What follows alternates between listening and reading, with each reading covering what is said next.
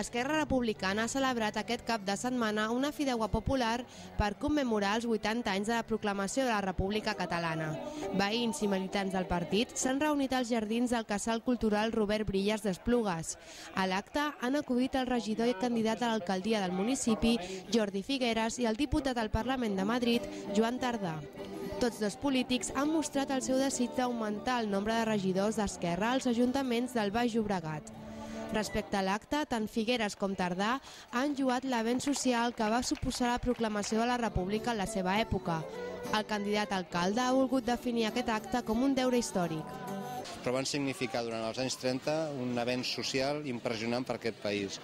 Un avenç que no vam poder reprendre una altra vegada fins que va arribar la democràcia. I en aquest sentit entenem que cal reivindicar-ho, cal mantenir aquesta memòria històrica de la ciutadania, que ningú se n'oblidi de què va passar en aquella època, perquè al cap i a la fi aquella reivindicació ens farà fer encara avui en dia més ciutadans que mai. Per la seva banda, Joan Tardà va voler recordar els moments de crisi que pateix Catalunya i ha recalcat que actes com aquest ajuden els catalans a plantejar-se nous reptes.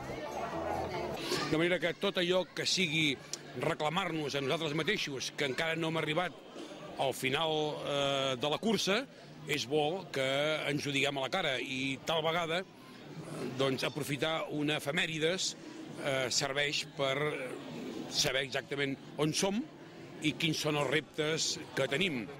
Després dels parlaments, els assistents han pogut gaudir d'una fideuà i de l'actuació musical del grup La Mentideta.